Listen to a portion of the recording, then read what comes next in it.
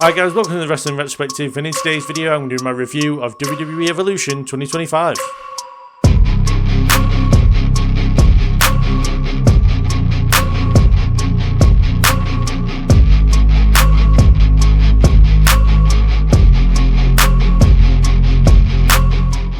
In the opening match, we had Becky Lynch defeat Laura Valkyria and Bayley to retain the Women's Intercontinental Championship in what was a great match to start. Honestly, this could have main evented and it wouldn't have been out of place at all. Between all three singles matches, or the three that the single matches have had, the three singles matches these three have had, they've built like a good chemistry together. There was a lot of smooth and fluid wrestling throughout. The match never really had a dull moment, though all three had good sequences as individuals as well.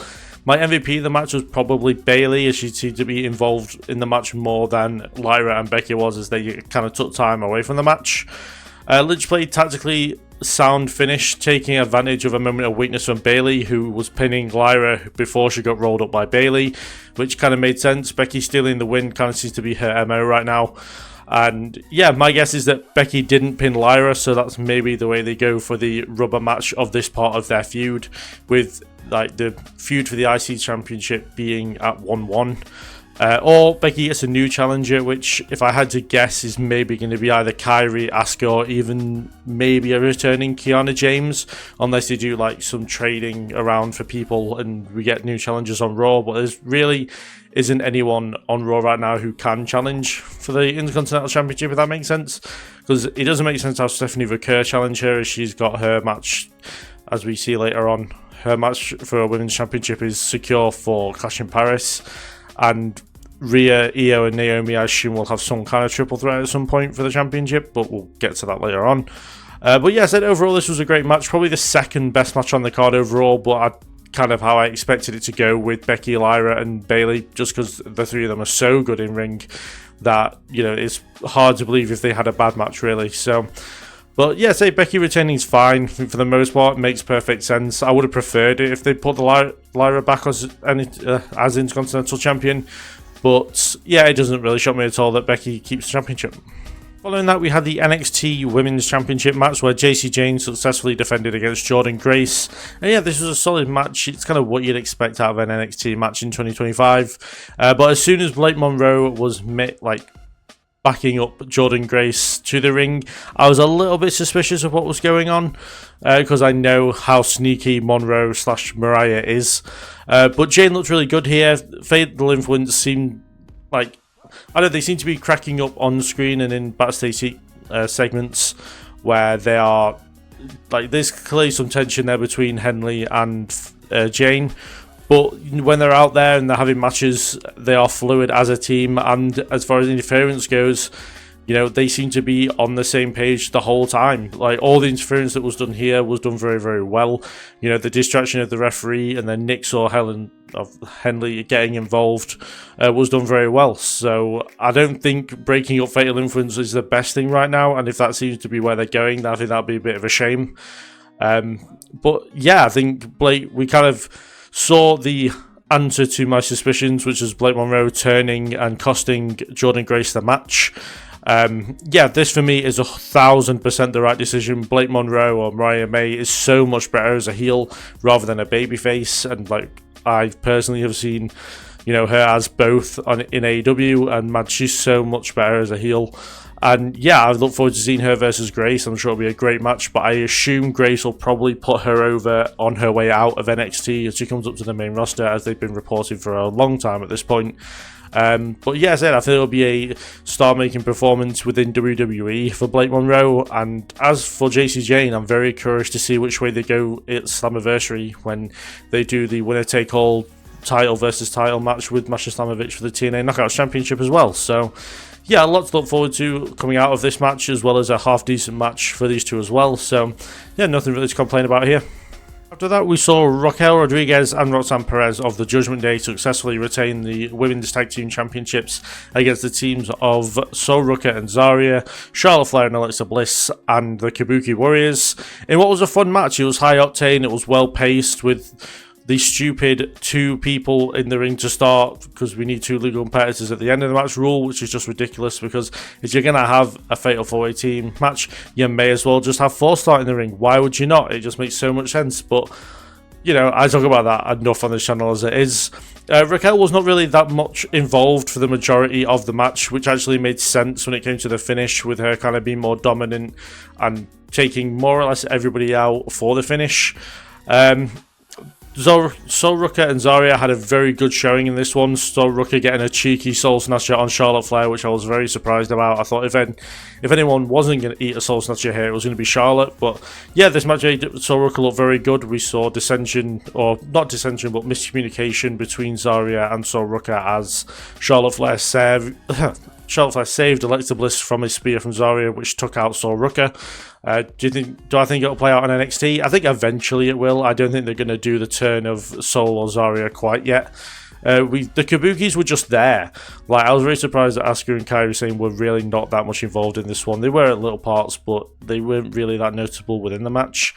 Flair and Bliss continue to become even more associates and better associates by the fact that Charlotte Flair saved Alexa Bliss at one point, and I would guess that, or at least I have the feeling that they're going to be the ones that take the titles from the Judgment Day once the Liv Return storyline has been done. But yeah, overall this was a really fun match. I think the right winner's got the win here, as there's just a better story with, you know, the dissension of, well, not the dissension, more like what feels like the eventual portrayal of Liv Morgan and her being kicked out of the Judgment Day, as well as Dom, and then having Raquel and Roxanne be the 2 main members, women-wise, within the Judgment Day. But yes, overall this was a really fun match, and one that I think will be seen as like a dark horse for one of the better matches on the show. After that, we had Tiffany Stratton defeat Trish Stratus to retain the WWE Women's Championship, and this was a fine match, probably the weakest match on the show overall, but by no means a bad match. It kind of, what took away from me mostly was the fact that the title was never in jeopardy. It was never going to change hands. Tiffany was 100% winning this one from before the match even started. But they didn't really do anything that I didn't expect either. They kind of went through kind of the flow of the match quite well, I guess. But like, yeah, neither of them really brought out anything special for this one. It was just a very run-of-the-mill match. Stratton threw herself around for Trish Stratus, which is what I expected. And yes, Stratus looked good. It's not her best match in WWE since like her more current returns, probably from last year's Evolution to now. But it's not her worst match either. But yeah, I'm curious to see what Tiffany Stratton does at SummerSlam and going forward after the events of the main event. As you know, myself, I thought, and also my brother thought, that maybe Jade Cargill doesn't challenge Tiffany Stratton at SummerSlam anymore. So, yeah, I'm curious to see what Tiffany does. I have a feeling it might be Bianca Belair, just because there's no one else on SmackDown not called Nia Jax to face Tiffany Stratton at SummerSlam, which I'm hoping they don't do, but it wouldn't shock me at this point if they do another Jax versus Stratton match. But yes, I'm curious to see what they do, and it was a fine performance by Trish. It's just, I expected a little bit more out of this one, which, yeah, it didn't really deliver on. After that, Jade Cargill defeated Naomi in a no-holds-barred match with Bianca Belair as the special guest referee. And again, another match that kind of went how I expected it to go. They kind of went out there with the goal of beating the piss out of each other, and that's kind of what they did. You know, it was alright. Again, nothing particularly special happened. The story of Bianca not trusting Jade makes absolutely no sense to me, as I don't understand why Bianca wouldn't trust Jade. You know, other than the fact that maybe just Jade didn't tell her it was Naomi when it was. But again, that's a very midway to like have these two go against each other. I liked the dropkick into the TV / monitor in the announce table. I know it wasn't the cleanest connection, but it looked pretty good as a visual. And the Jaded through the table was a pretty cool spot, but they were like the 2 biggest highlights of the match. Speaking of Bianca Belair, making her special guest referee really made no sense. She had little to no impact on this match at all. You know, neither Jade or Naomi had much interaction with Bianca Belair as the referee. You know, there's been a lot better instances where a special guest referee has been made and they've been a big part of the match but hasn't ruined it completely. But yeah, like, both women seem to just ignore the fact that Bianca Belair was there. At times, the only reason I remembered that Bianca Belair was a special guest referee is because the long hair was getting involved. But they really could have just had a regular referee and it would have been exactly the same. So yeah, I think this was just a cheap way to get Bianca on the card. Personally, you would have just put her in the Battle Royal. She didn't exactly need to win it, but, you know, it would have been a better position for her to be in instead of being special guest referee. But, you know, we'll see, I guess, where it plays out eventually between Bianca, Jade, and Naomi, if we actually ever get to the point where we get those two, or three, sorry. But, yeah, no, Jade getting the win made complete sense, keeping her momentum up before SummerSlam. And, yeah, we would see Naomi again later on, but we will get to that later.